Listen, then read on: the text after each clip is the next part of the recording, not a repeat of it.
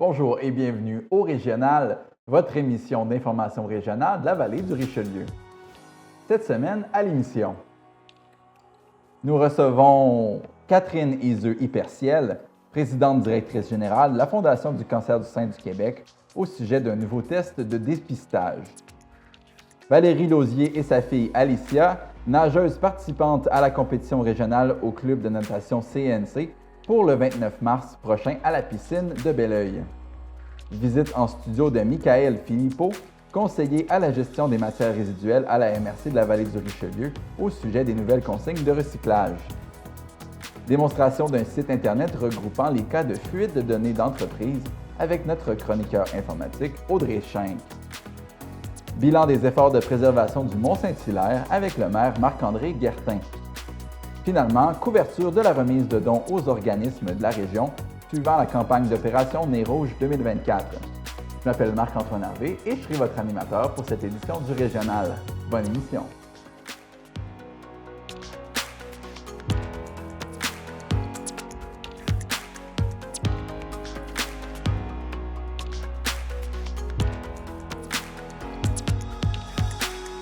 Comme à l'habitude, l'équipe de TVR9 vous propose un tour d'actualité dans la vallée du Richelieu.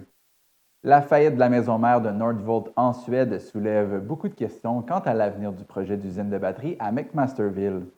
La ville de McMasterville se veut néanmoins rassurante. Elle affirme que cette situation n'a aucun impact sur son budget et que les démarches entourant le projet local seront suivies de près. L'usine de Nordvolt représentait un enjeu majeur pour le développement économique de la région. Son implantation devait générer des emplois et contribuer à la transition énergétique grâce à la fabrication de batteries destinées aux véhicules électriques.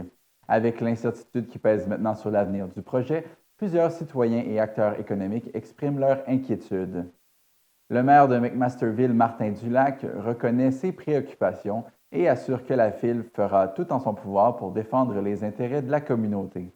Il rappelle que l'objectif demeure un développement économique responsable et durable et que toutes les options seront analysées en collaboration avec les autorités et les partenaires économiques.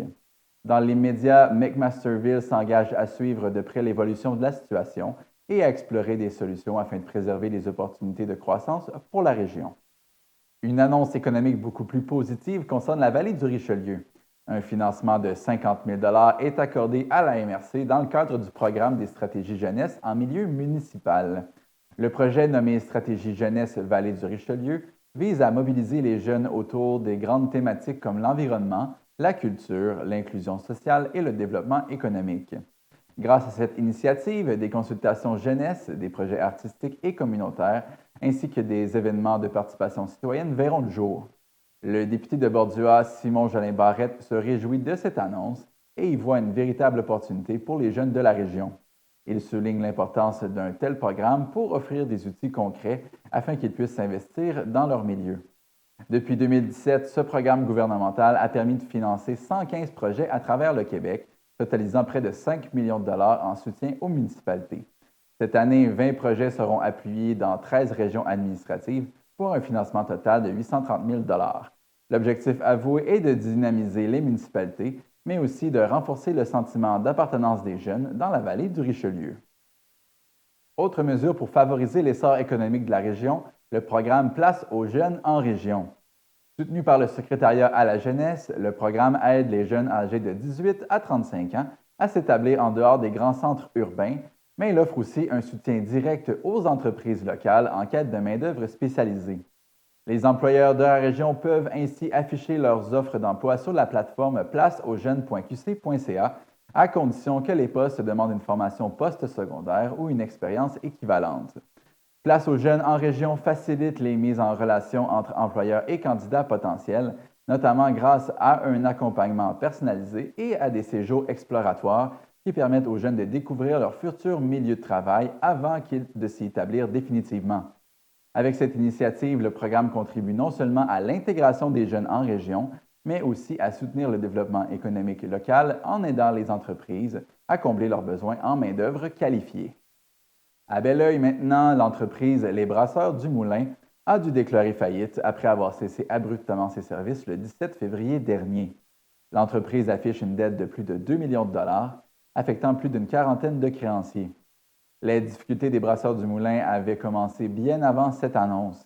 En février, l'entreprise expliquait sur les réseaux sociaux ne pas avoir pu renouveler son bail commercial au vieux moulin de Belleuil, ce qui a entraîné la fermeture de son usine de production et de son salon de dégustation à Varennes. Fondée en 2015, la microbrasserie avait nécessité un investissement initial de plus de 300 000 et une modification du zonage par la ville de Belleuil. L'entreprise s'est ensuite développée avec une nouvelle usine en 2023, mais n'a pas réussi à surmonter ses difficultés financières. Le maire de Mont-Saint-Hilaire, Marc-André Guertin, a annoncé qu'il sollicitera un second mandat aux élections municipales, tout comme les 5 autres membres de son parti Transition MSH, qui siège actuellement au conseil municipal. Élu en 2021, M. Guertin affirme que son équipe a accompli 90 des engagements électoraux pris lors du premier mandat et souhaite poursuivre son travail, notamment en prolongeant son plan climat. Le dossier du manoir Rouville-Campbell, propriété de la municipalité depuis 2022, pourrait quant à lui être réglé avant le scrutin. Transition MSH est le seul parti municipal enregistré à Mont-Saint-Hilaire. L'élection de 2021 avait mis fin au règne du parti Avenir Hilaire-Montet au pouvoir depuis 2013. Marc-André Guertin devient ainsi le 8e maire sortant de la région à confirmer sa candidature pour un second mandat.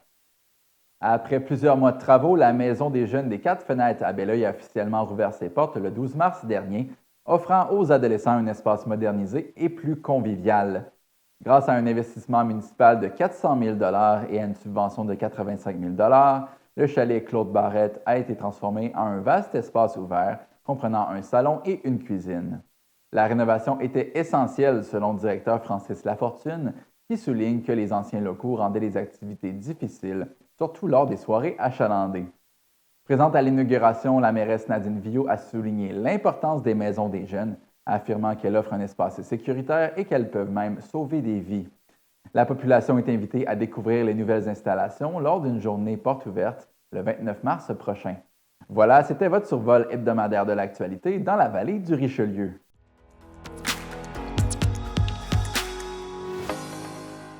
On accueille en studio Karine Iseux-Hyperciel, qui est PDG de la Fondation du cancer du sein du Québec. Bonjour. Bonjour. Merci d'être avec nous aujourd'hui pour nous parler du projet Perspective. En effet, mais merci de nous accueillir. Fait que vous voulez que je vous parle un peu de ce qui est Perspective? Exact, vous êtes ici pour ça. Qu'est-ce qui rend le projet aussi innovant? Bien, écoutez, un programme de dépistage en cancer du sein, c'est basé sur l'âge, généralement. Donc, au Québec, il existe depuis plusieurs années, il fonctionne très, très, très bien, mais le critère de base, c'est l'âge. Ça commence à 50 ans, puis ça va jusqu'à 74 ans. Et on sait, dans les années récentes, que l'incidence de cancer du sein a augmenté, autant chez les 40-50 que les 30-40 et les 20 à 30 ans. Partout dans la population? Oui, oui. Bon, évidemment, proportionnellement, ça varie, là. Il y a une plus grosse augmentation chez les 40 et 50 ans que chez les 20-30 ans, mais par exemple, chez les 20-30 ans, c'est quand même une hausse de 45 Puis corrigez-moi si je me trompe, mais plus on est jeune, est-ce que le cancer est plus agressif plus on est jeune? Bien, c'est sûr que comme on pense qu'on n'est pas à risque en plus, souvent on n'est pas aussi alerte. On y pense moins ou bien on va voir son médecin de famille puis il nous dit, bien, t'es trop jeune, t'es pas à risque. Donc, il y a des délais aussi causés par ça. Ça fait que oui, souvent on le découvre à un stade plus avancé, plus agressif. Mais là, il y aurait peut-être une avancée médicale qui permettrait d'identifier les personnes plus à risque. Oui, en fait, cette avancée-là, ça fait 12 ans que la Fondation le finance. C'est le professeur Jacques Simard à Québec. C'est le projet Perspective de recherche.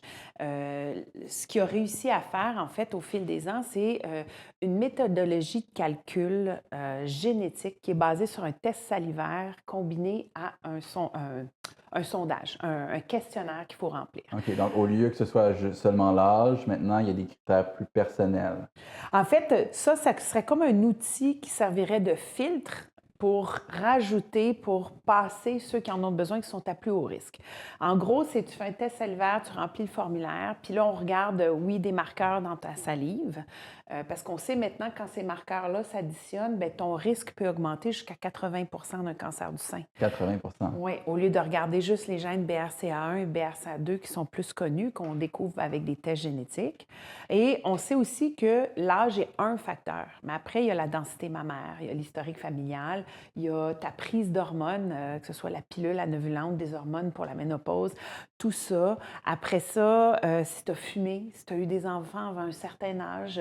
Donc, tous ces facteurs-là, avec le test salivaire, font qu'on arrive à établir un score de risque qui peut être bas, moyen ou élevé.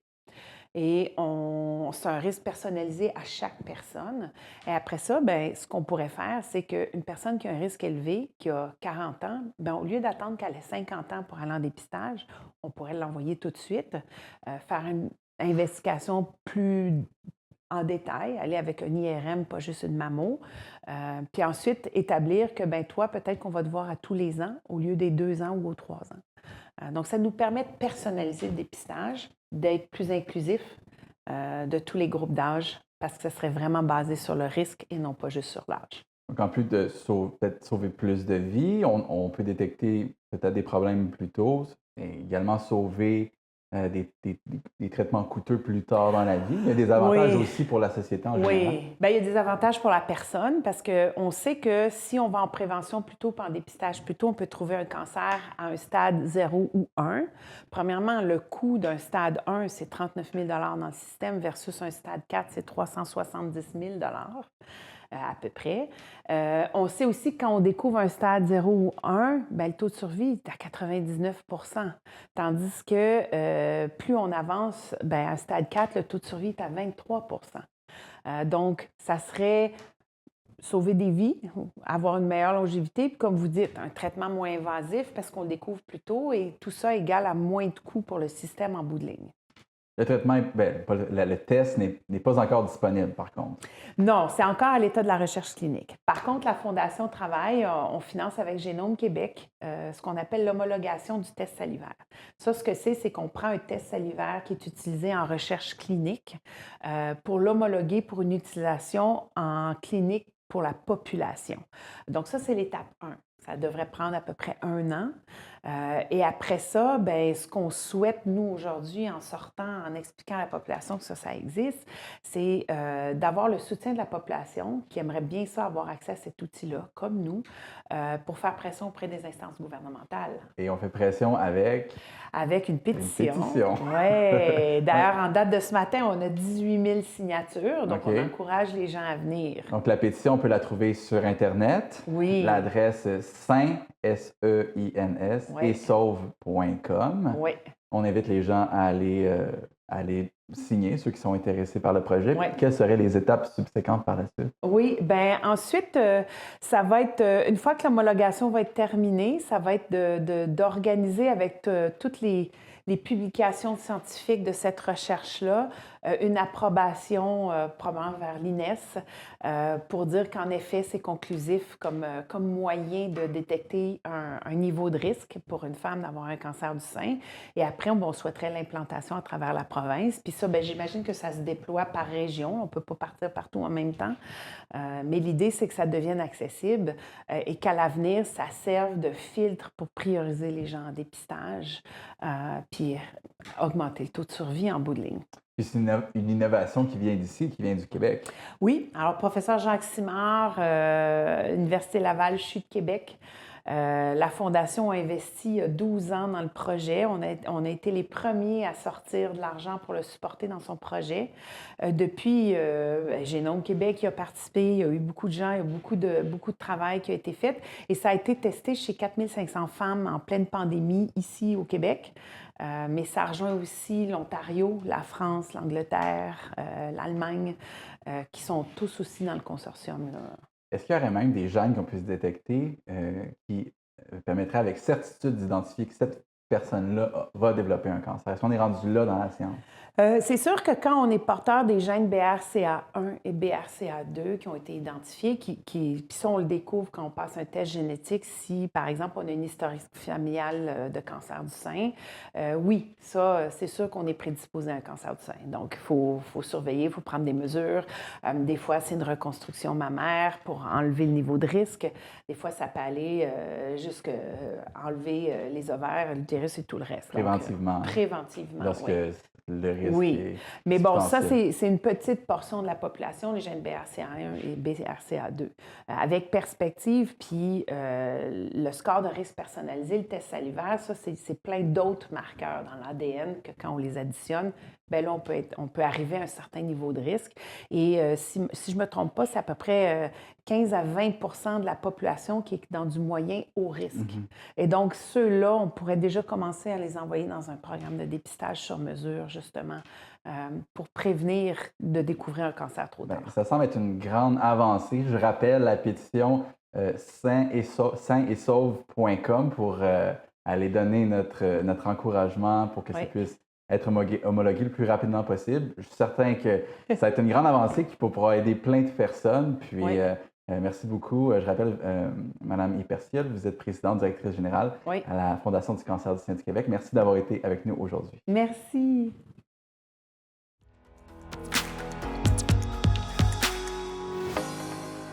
On reçoit en studio Mme Valérie Lausier ainsi que sa fille Alicia. Bonjour. Salut. Bonjour. Vous allez bien? Oui. Vous êtes ici pour nous parler de la compétition régionale de natation qui arrive prochainement, le 29 mars prochain. Oui.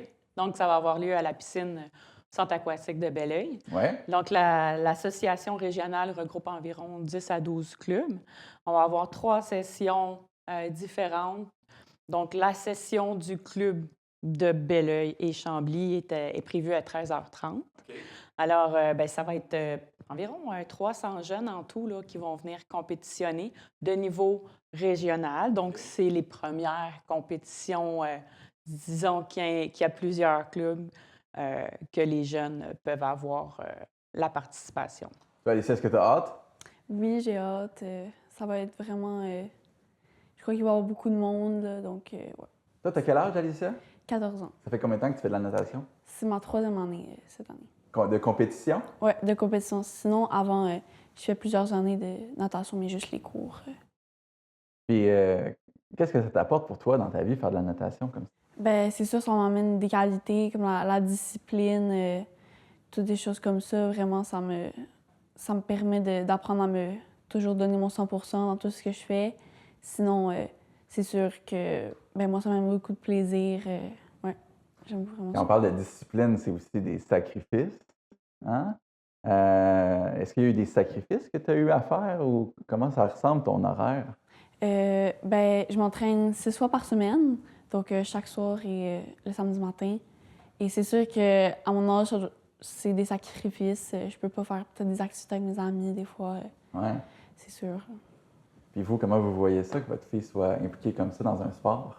Bien, moi, je trouve ça super. Donc, je trouve vraiment que le sport apporte justement de la discipline, apporte du bien-être aussi. Tu sais, bouger, surtout à cet âge-là, c'est super important d'avoir une vie sociale aussi, de pouvoir découvrir des nouvelles choses, de pouvoir faire des expériences, des nouvelles expériences, être confronté aussi des fois à certains soit échecs ou réussites que, autrement, elle pourrait peut-être pas nécessairement expérimenter. Moi je trouve ça vraiment le fun. Parce que vous êtes bénévole, présidente du club de natation CNC. Oui. Vous êtes maman d'Alicia, mais c'est elle qui vous a amené à vous impliquer. Oui, exactement. Donc, elle nageait déjà les cours de natation. Puis quand elle a commencé au club, c'est sûr qu'on se rend compte qu'un organisme qui est sportif a besoin d'aide des parents, besoin d'aide de bénévoles pour fonctionner, pour opérer.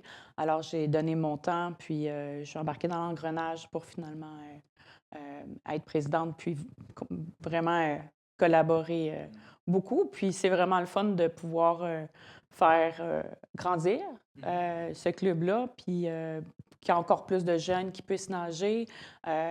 Puis on parle d'être accessible aussi à tous les jeunes, que ce soit justement un coût qui est abordable pour toutes les familles. Fait qu'on essaie d'avoir plusieurs programmes au niveau primaire, au niveau secondaire et au niveau compétitif. Là. À partir de quel âge on peut s'inscrire au club de natation? Nous, les jeunes, on les prend à partir de l'âge de 6 ans. Faut qu'ils aient quand même peut-être fait 2-3 cours de natation, qu'ils sachent déjà nager sur 15 mètres sans aide flottante, alors qu'il y a déjà une aisance, qu'il y a déjà justement touché à la natation. Puis nous, ensuite, à partir du groupe initiation, ils développent leur aptitude, ils développent les styles de nage. Puis ensuite, commencent les compétitions. Et puis, s'ensuit différents paliers de compétitions régionales, provinciales et Qu'Alicia est déjà une athlète, mais ceux qui commencent, ce ne sera pas 6 fois par semaine, ça va être... Non, on commence à 2 fois par semaine. C'est ça. Ouais. OK. Pour la compétition qui s'en vient, Oui. pouvez-vous nous expliquer un peu les épreuves qui vont être à l'ordre du jour? Bien, c'est des épreuves, disons, à la hauteur des jeunes qui, justement, sont à leur première, deuxième, troisième compétition. De niveau régional, on a des épreuves dont 50 mètres libres, 50 mètres d'eau, 100 d'eau. On a aussi je pense qu'il y a un 100 QNI cette fois-ci, donc une épreuve peut-être un peu plus avancée. Qu'est-ce qu'on veut dire par QNI? C'est qu'on fait un 100 mètres, 4 nages, 4 styles de nage. Donc, si tu peux dire les hommes. Donc, premier 25, c'est... Petit chien. Ben là, ouais. Mais non, donc, premier 25, c'est au papillon. Mm-hmm. Deuxième 25, sur le dos, dos crawlé. Mm-hmm. Troisième 25 à la brasse. Et le dernier 25 mètres, c'est au crawl. Donc, c'est un style, c'est une nage qui est un petit peu plus à apprendre, là, à perfectionner. Les virages, c'est plus complexe. Donc, elle va être présentée, là, entre autres, lors de la compétition. Donc, c'est des épreuves qui commencent à 50 mètres, mais pas trop longues, là, au maximum 200 mètres. Là. On n'a pas de la longue distance lors de cette compétition. Donc, ça va être une belle vitrine pour faire rayonner le club de natation CNC dans la région. Est-ce que c'est un des objectifs que vous avez? Tout à fait. Donc, recevoir, tu sais, c'est quand même une étape importante de recevoir des clubs. Là, on le reçoit en collaboration avec l'association régionale, donc on n'est pas toute seule dans l'organisation. Ça nous aide beaucoup. Un jour, peut-être, on aimerait avoir des invitations provinciales, donc inviter les clubs de toute la province à venir faire une compétition chez nous. Mais il faut commencer avec les étapes du début. Donc, on est très fiers, on est très contents. C'est la 2e année qu'on reçoit la compétition à Belleuil. Et puis, la piscine est vraiment superbe, là, cette nouvelle piscine pour accueillir les jeunes. Le 21 mars prochain, il y aura la programmation estivale pour l'été. On va mettre le site où on peut aller vérifier pour surtout s'inscrire. Oui. Qu'est-ce qui peut attendre les nouveaux nageurs qui veulent essayer ça cet été? Eh bien, beaucoup de plaisir. Donc, on veut vraiment qu'ils puissent s'amuser. Puis, l'été, on nage, on continue à bouger. C'est un peu moins intense, on s'entend, mais il va y avoir le club estival. Donc, on a déjà participé l'année dernière à des compétitions amicales en piscine extérieure avec McMasterville et Audubon Park. Donc, cette année, on souhaite que Belleuil aussi ait une petite compétition extérieure cet été. Donc, s'il y a des jeunes qui veulent venir nager, s'amuser, à perfectionner leur nage pendant l'été, on va avoir un petit programme de club estival. Alors, pour tous les jeunes qui sont intéressés à peut-être venir vous voir en premier à la compétition, le 29 mars 2025 qui arrive, c'est gratuit à la piscine de Belleuil. Donc, j'invite tout le monde à la maison. Puis, je vais vous souhaiter bonne chance pour la compétition. Puis, merci d'être venu aujourd'hui pour pouvoir expliquer le fonctionnement, puis inviter les gens à venir partager ce moment-là avec eux. Ça fait plaisir. Merci. Merci.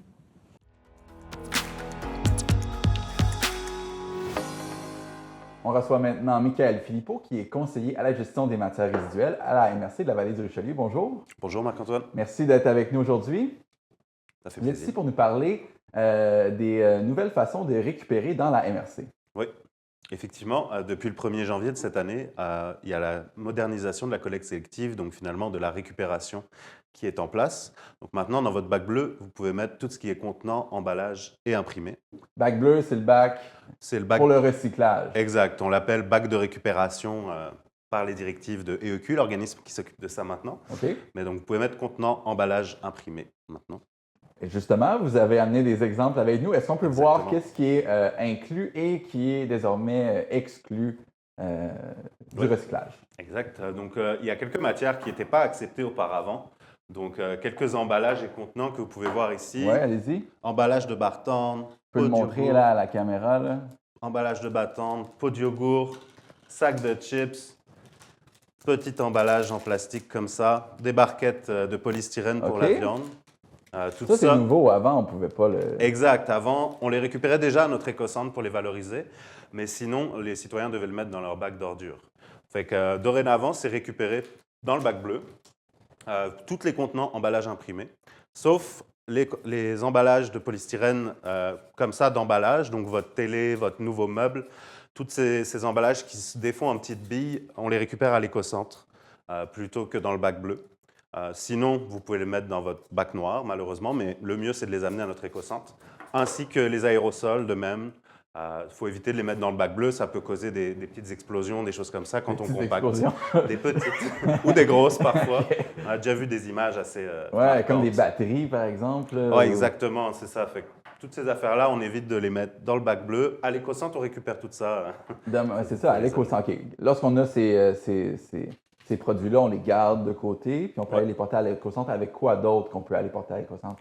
Des batteries. Oui, des batteries, des sièges auto pour bébé, des vieux réfrigérateurs, tout ce qui est des produits dangereux, du bois, des matériaux de construction, des vieux matelas. Finalement, beaucoup d'affaires. Il y a la liste complète qui est sur notre site. Mais ouais, presque toutes. Il n'y a pas grand-chose finalement qui devrait aller dans notre bac d'ordures à la fin. OK. Pour ce qui est maintenant recyclable, est-ce qu'il faut nettoyer les contenants? Par exemple, là, la barquette pour... ça, c'est quand on achète de la viande. Ouais. Est-ce qu'on doit la nettoyer de même pour le pot de yogourt avant de le mettre? Mettons qu'à la fin de la chaîne de tri, il y a des humains qui passent à travers. Fait que c'est toujours apprécié de le rincer rapidement. C'est pas obligé de le laver, lave-vaisselle, etc. Mais en le rinçant rapidement, ça évite qu'il y ait beaucoup de moisissures, etc. Puis au centre de tri, ça évite des problèmes de santé aux gens qui sont en bas de la chaîne, finalement. C'est plus dans cette optique-là, pour que ça sente moins, etc. Okay, c'est moins au niveau environnemental, mais plus pour aider ceux qui vont avoir à faire le tri à la fin. Exact. Puis dans ces petites barquettes, des fois, on a une petite pad là, finalement d'absorption. Celui-là va à la poubelle, par contre. OK. Vous avez des outils aussi pour aider les gens à bien déterminer ce qui peut aller au recyclage ou non. Donc, ce petit pamphlet-là qui va être disponible. Il y a également l'application Ça va où? Oui, donc l'application Ça va où qui est gratuite pour tous les modèles de cellulaire finalement. Vous pouvez la télécharger, puis vous mettez un objet et ça va vous dire dans quel bac le mettre ou à l'éco-centre éventuellement. Il y a cette application, notre guide de tri est disponible sur notre site internet, vous pouvez l'imprimer chez vous ou alors vous pouvez venir le chercher à la MRC également.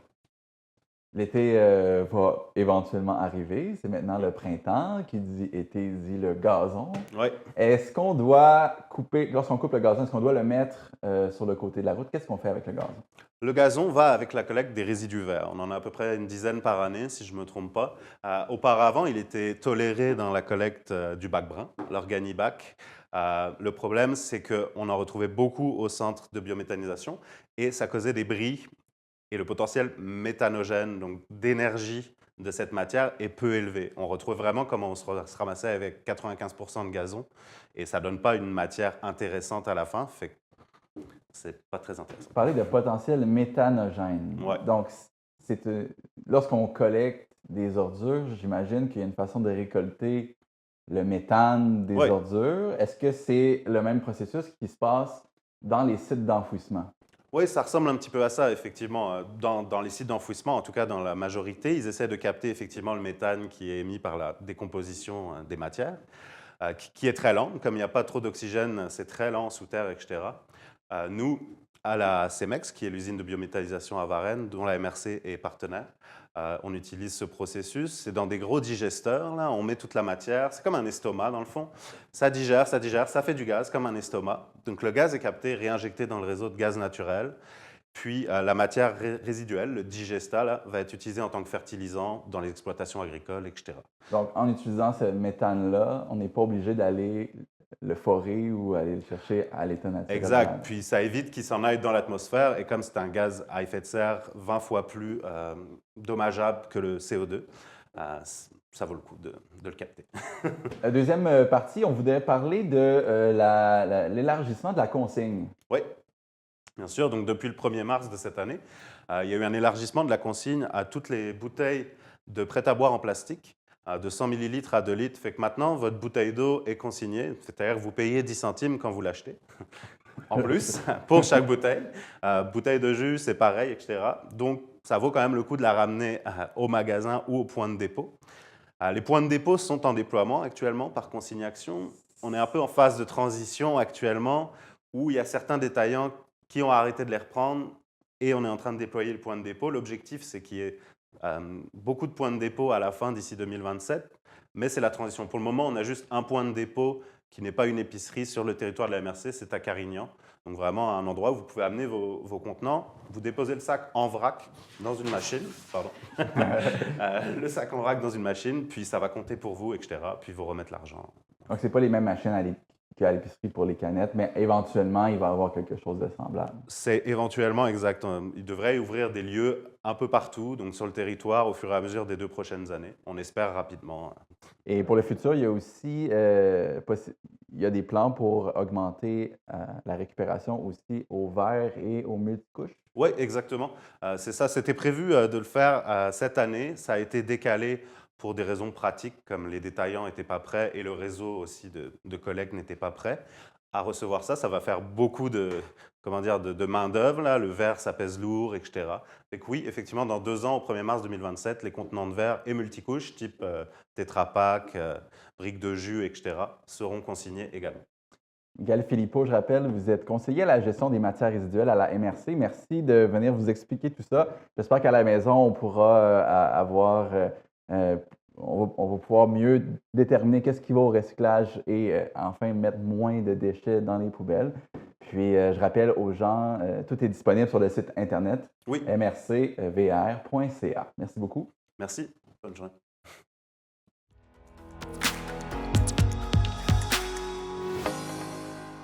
On accueille en studio Audrey Schenck, qui est la présidente de l'entreprise Technologie Bleu Eden. Bonjour Audrey. Salut Marc-Antoine. Merci d'être là aujourd'hui. Je vois que tu as amené ton plus beau veston. Absolument, toujours prête pour vous tous et toutes.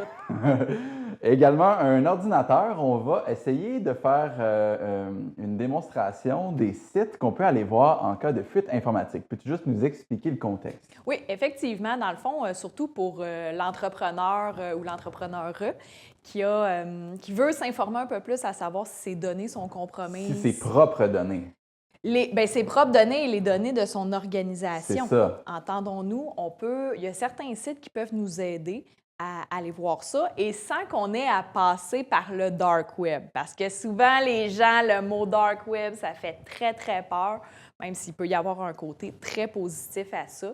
Donc, je vais vous donner quelques petites références pour aller vérifier ça. C'est d'ailleurs une chronique qui va s'en venir aussi sur le dark web. Restez à l'affût, ça s'en vient bientôt. Absolument. OK. C'est quoi l'avantage pour un entrepreneur de faire les vérifications par lui-même s'il y a eu une fuite de données dans son organisation? Bien, c'est peut-être un peu dans la proactivité que versus s'il y a la GRC ou il y a la police qui te contacte directement pour te dire « Hey, en passant, les données de ton entreprise ou de ton organisme ont fuité. » Fait que c'est de dire « OK, je suis déjà conscient du problème, je peux déjà contrôler ce que je peux contrôler, puis je peux déjà poser certains gestes pour, oui, protéger mon organisation, mais aussi protéger les individus.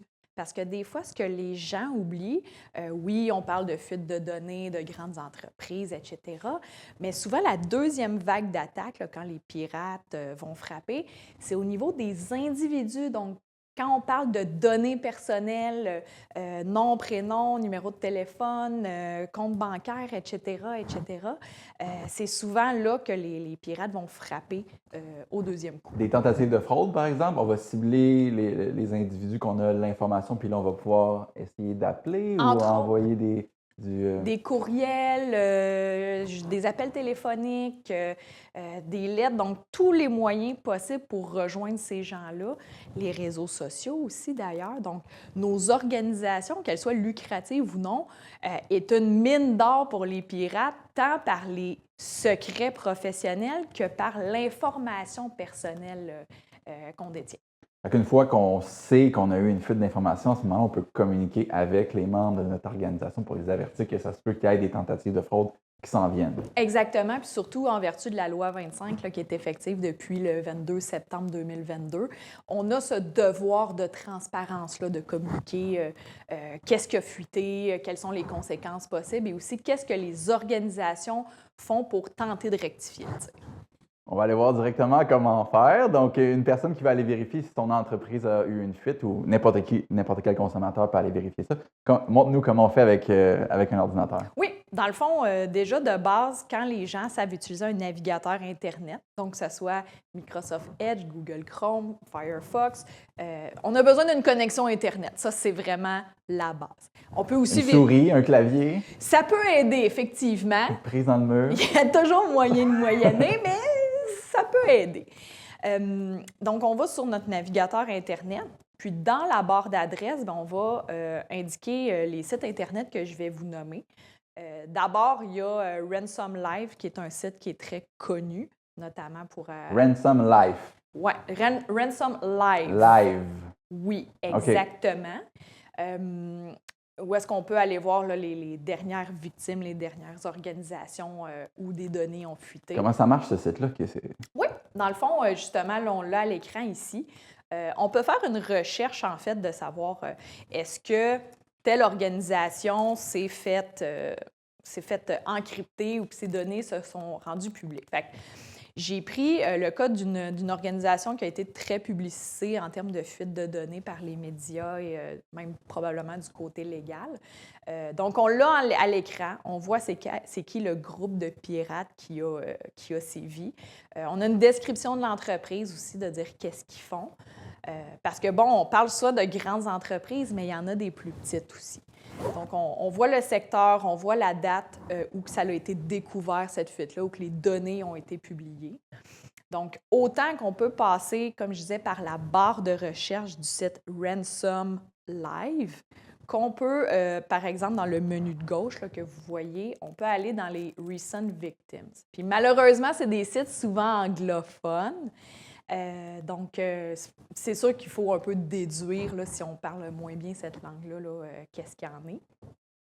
Donc, si on va dans les Recent Victims, on voit aussi des statistiques. Comme actuellement, on peut voir qu'il y a 245 groupes de pirates actifs mondialement. Fait que c'est beaucoup. Répertorié. Répertorié, effectivement, Marc-Antoine, tu as raison, parce que on a aussi des catégories de gens qui s'appellent des script kiddies. Il n'y a pas de terme français pour ça, qui sont un peu des gens qui peuvent être chez eux puis qui font du piratage de leur côté avec des outils préfaits. Fait que les groupes répertoriés sont très souvent en hausse. Puis, on en a déjà parlé dans un autre tantôt. C'est pas juste en Russie, c'est pas juste dans les autres pays. On a des groupes actifs également au Québec et au Canada. Donc, on a les statistiques. On a aussi approximativement, en termes d'individus, il y a combien de victimes suite aux dernières attaques que leurs informations pourraient être compromises au courant du mois, au courant de l'année. Donc, statistiquement, c'est intéressant, malheureusement, d'aller voir qu'est-ce qu'il y en est. Et si on descend un peu plus bas dans la page, bien, on a les dernières organisations qui ont été victimes d'une fuite ou d'une cyberattaque, avec, comme je le mentionnais tantôt, légère description, puis le moment où ça a été découvert. Là. Quel est l'intérêt pour ceux qui font ce site-là? C'est comme des journalistes du monde des informatiques un peu, tu sais. En quelque sorte, oui. Tu sais, je veux dire, ils n'ont pas les études de journalistes nécessairement, mais je pense que ces gens-là, ils ont l'objectif justement de prévenir. Vu que des fois, le dark web, ça peut faire peur, ça semble moins accessible, bien, c'est dans un but de dire, voici, il y a quelque chose de grave qui se passe, tu peux aller voir qu'est-ce qu'il y en est. Je vois ça un peu comme des lanceurs d'alerte. Comment ces personnes-là qui ont un site comme ça peuvent savoir qu'il y a eu des fuites de données avant même que l'entreprise le sache ou la police ou d'autres personnes? Comment ce sont eux qui savent en premier? Probablement, comme moi, ils doivent surveiller et analyser le dark web très régulièrement. Fait que comme on disait que le dark web, c'est un peu une bibite, je pourrais dire, méconnue, qui a l'air dangereuse et tout ça, les gens ne sont pas portés à y aller. Fait que c'est pour ça aussi que des gens qui, puis normalement bénévolement aussi, font des sites d'alerte comme ça pour que ça soit plus accessible. Néanmoins, encore faut-il connaître les ressources là, pour aller visiter ça. Mais c'est accessible à tous et à toutes. Navigateur Internet, connexion Internet. On peut aller voir ce qui se passe sur la planète. Une entreprise qui se rend compte qu'elle a une fuite de données. Quelles sont les premières étapes? On a parlé d'avertir les gens autour de nous. Est-ce qu'il y en a d'autres? Oui, absolument. Bien, quand justement on parle plus au niveau de la PME ou de l'OBNL et tout ça, puis toute organisation, là, qu'elle soit lucrative ou non, il faut contacter la Commission d'accès à l'information. Donc, si on est au Québec, c'est la première chose qu'on devrait faire, ainsi que de contacter la police locale. Ça peut sembler particulier, mais même si on parle d'informatique, de technologie, ce sont des crimes qui se passent réellement. Donc, c'est sûr qu'il faut les aviser. Eux, il y a certains protocoles aussi qui vont vous parler comme des déclarations d'incidents, des rapports et des choses comme ça. C'est sûr aussi que si on a la chance d'avoir des firmes technologiques, des firmes de cybersécurité, il faut les impliquer le plus vite possible. Comme la vôtre. Comme la nôtre. Technologie Bleu Eden. Audrey Schenck, chroniqueuse principale aux affaires informatiques chez TVR9. Je rappelle, votre entreprise Bleu Eden Technologies peut aider les gens avec ce genre de problème-là. Je vous remercie d'avoir été présente avec nous aujourd'hui. Ça me fait Puis, plaisir. on invite les gens à aller vérifier s'il y a eu des fuites de données dans les entreprises avec lesquelles elles font affaire.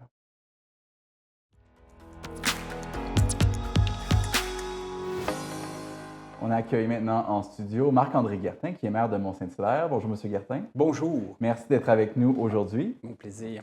On ne remarque pas toujours tout ce qu'il faut pour protéger un territoire comme une montagne. Non. Vous avez eu un partenariat avec Connexion Nature. Vous avez fait des avancées justement pour la protection. Pouvez-vous nous en parler un peu? Oui, en fait, c'est un partenariat qui s'inscrit dans le temps, dans un temps long, en fait, parce que ça fait plus d'une trentaine d'années que Connexion Nature collabore avec la Ville de Mont-Saint-Hilaire. Mais annuellement, Connexion Nature fait un rapport, puis j'avais le goût de venir vous en parler parce que c'est une année très significative. Vous savez, à chaque fois qu'on investit $1 dans la protection des milieux naturels, mais particulièrement de la montagne, de sa périphérie, ses corridors, bien, Connexion Nature arrive à lever $2 pour chaque dollar investi. Donc, j'avais le goût de vous dire et de dire à nos concitoyennes et concitoyens comment c'est efficient de la façon qu'on collabore avec Connexion Nature, puis ça depuis maintenant une trentaine d'années. Dans quelle mesure un organisme comme ça est capable d'avoir des résultats aussi significatifs? Bien, en fait, c'est en travaillant avec nos forces respectives. Connexion Nature a une très grande facilité à rentrer en contact avec des propriétaires, à mobiliser des bénévoles, à identifier des programmes de financement, puis a une expertise qui est complémentaire à celle de nos artisans de la ville, que ce soit aux travaux publics, en horticulture ou en environnement. Vous avez dit que c'est un travail qui est constant. Qu'est-ce que ça prend concrètement comme travaux pour garder le Mont-Saint-Hilaire comme il est? Bien, premièrement, on travaille toujours à protéger des propriétés en périphérie de la montagne. Donc, l'année dernière, c'est à peu près 14 hectares de milieux naturels qu'on protège à perpétuité à l'aide de servitudes de conservation. C'est un peu technique, un outil juridique qui Exact. va permettre de passer sur le secteur, mais qui va garder la propriété intacte. Exactement. Donc, la nature, il prend tous ses droits. C'est simple comme ça. Mais par exemple, Connexion Nature a réalisé pour plus de 300 heures de bénévolat de diverses manières. Il y a des gens qui faisaient des sciences citoyennes pour observer faucons pèlerins, martinets ramoneurs, des espèces en péril sur notre territoire, d'autres à arracher des plantes exotiques envahissantes parce qu'on veut que, dans le fond, que notre nature reste comme elle est. Puis malheureusement, il y a des gens qui plantent dans leur jardin des plantes qui viennent d'ailleurs et elles n'ont personne. En fait, il n'y a aucun animal qui les broute, aucune maladie, donc elles ont tendance à proliférer beaucoup plus que nos plantes indigènes, à titre d'exemple. Ils ont fait aussi une activité un peu spéciale. Ah oui, c'est quoi? En fait, on a un petit étang sur la rue des Peupliers. Et malheureusement, des gens y avaient introduit des tortues. Vous savez, on achète des tortues dans un pet shop, puis on ne veut plus la tortue. Ça a tendance à être un peu nauséabond, les vivariums de tortues.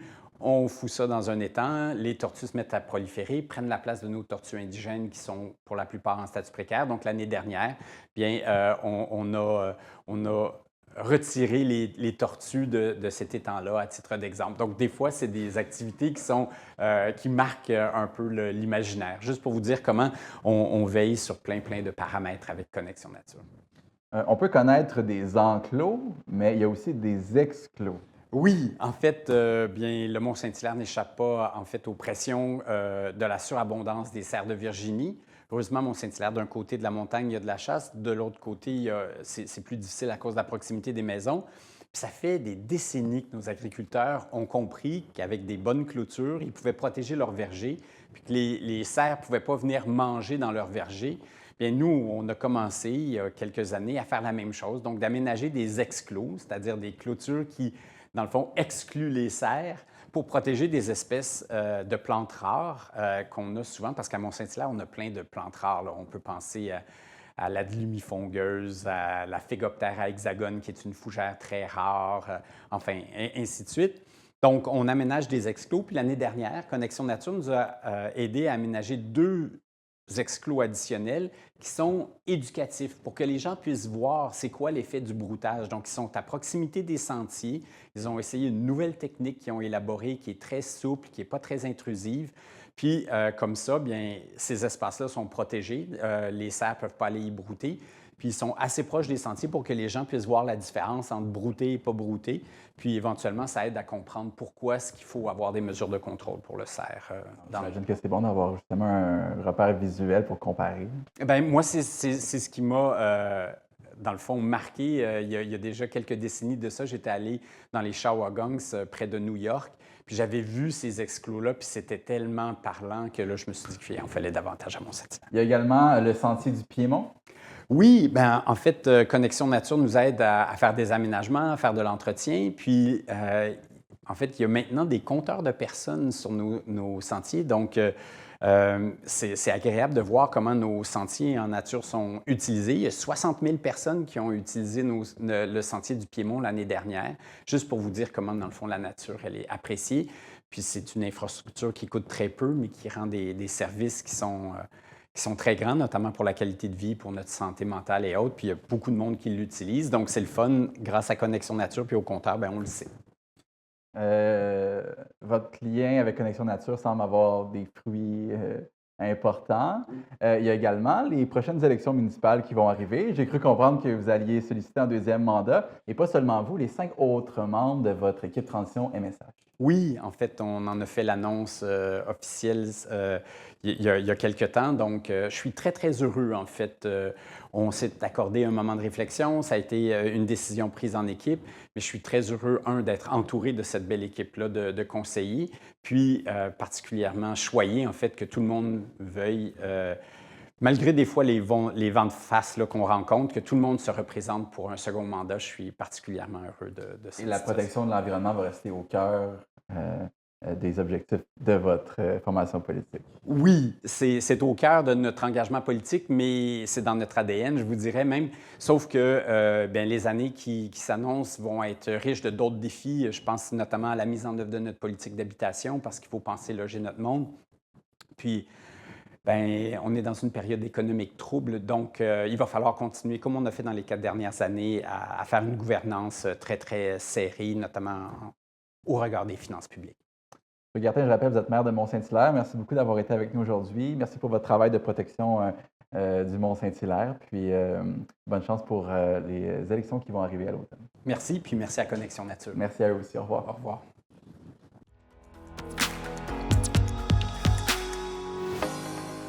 Monsieur Guimond, coordonnateur de la campagne d'opération Nez Rouge, comment ça a été cette année pour cette campagne-ci? Ça a très bien été. On a une augmentation de 20 des appels à comparer de l'année passée.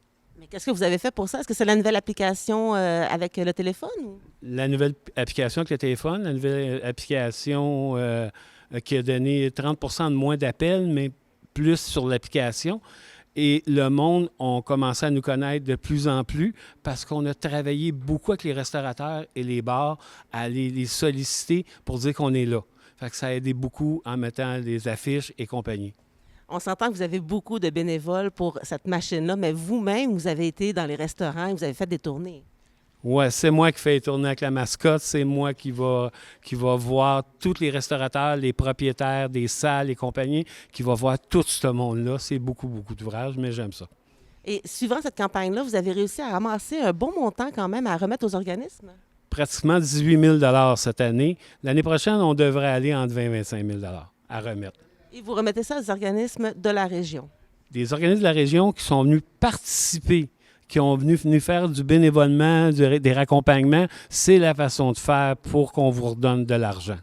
Donc, vous invitez les organismes l'année prochaine à s'impliquer davantage? Oui, tous les organismes de la vallée du Richelieu qui viennent participer ont une chance de s'en venir avec nous autres. Donc, autant varié que ça peut être, quel type d'organisme dont vous avez remis les dons aujourd'hui? C'est des organismes qu'il faut qu'ils touchent à la jeunesse. Le national de l'Opération Nez Rouge, l'objectif, c'est la jeunesse. La jeunesse, ça ne veut pas dire quelqu'un de 15 ans, là. Ça peut être quelqu'un de 25 ans qui fait de la natation, de compétition ou quoi que ce soit. Mais il faut que ça soit vers la jeunesse. Donc, on pense aux maisons des jeunes, les scouts, entre autres. Est-ce que vous avez une idée pour l'année prochaine des changements que vous aimeriez apporter? Vous allez suivre un peu la même lignée? On va continuer la même lignée. On va améliorer des choses en centrale pour que les bénévoles soient encore mieux. Ça a encore été super bien cette année, la bouffe et tout ça, tout a été très bien. Mais aussi, on va ouvrir plus tard. Au lieu de fermer à 3h30 le matin, à 3h le matin, on va fermer ou 3h30 ou 4h le matin. Parce que c'est pas normal. On reçoit des appels à 3h05, 3h10 et les lignes sont fermées. Fait qu'on va aider encore plus la population à faire du bon raccompagnement. Et la population peut trouver l'application, même si la saison est terminée pour cette année, mais pour l'année prochaine, elle peut déjà se préparer avec l'application, aller un peu voir comment ça fonctionne. Oui, sur opérationnezrouge.com, tout est là. Et est-ce que vous allez, l'année prochaine, avoir les mêmes dates pour la campagne, donc jusqu'au 31 décembre? C'est toujours jusqu'au 31 décembre. Ça peut varier là, de la date qu'on commence, mais ça finit tôt le 31 décembre. On devrait faire, comme cette année, en 17 et 20 jours. Et est-ce qu'en terminant, vous avez une histoire cocasse? Qu'est-ce qui vous a marqué cette année particulièrement? S'il y a des choses que c'est trop secret qu'on n'a pas le droit de dire, là. C'est pour ça que je suis un petit peu mal à l'aise, là. Mais le monde a eu du plaisir dans Centrale. Pour moi, là, c'est ça qui est le plus important. Quand je vois le monde, quand ils sont en attente dans Centrale et qu'ils sont tous de bonne humeur et qu'ils prennent leur café ou un jus ou de l'eau et qu'ils sont contents. L'autre chose, je suis content, j'ai eu le party au-dessus de 100 bénévoles qui sont venus au party. Fait que pour moi, c'est une réussite, ça. C'est une personne sur 3 qui sont venus là, au party. Fait que on a une réussite totale encore cette année-là. Oui, puis TVA9 était là avant les fêtes, justement, pour voir un peu ça. Et on peut se rendre compte que c'est comme une famille entre les bénévoles. C'est particulier, le lien qui unit ces bénévoles-là. Oui. Il faut que ça soit comme une famille. Il faut qu'ils sentent, quand ils me voient, ils voient l'équipe, c'est comme s'ils viendraient voir leur frère ou quoi que ce soit. Là. Il faut que je sois toujours accueillant, toute l'équipe soit accueillante pour qu'ils aient le goût de revenir, qu'ils soient chez eux. C'est ça qu'on va essayer d'améliorer l'année prochaine avec mon équipe. Bien, merci beaucoup, M. Guimond, pour cette entrevue. Ça me fait plaisir. À l'année prochaine.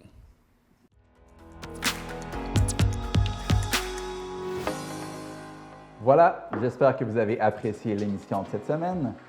Je vous rappelle que si vous êtes intéressé par un métier du monde des médias, que ce soit devant ou derrière la caméra, TVA9 a besoin de vous. Contactez-nous à l'adresse info@tvr9.com pour obtenir toute l'information. Dans tous les cas, on se retrouve la semaine prochaine pour un nouvel épisode du Régional.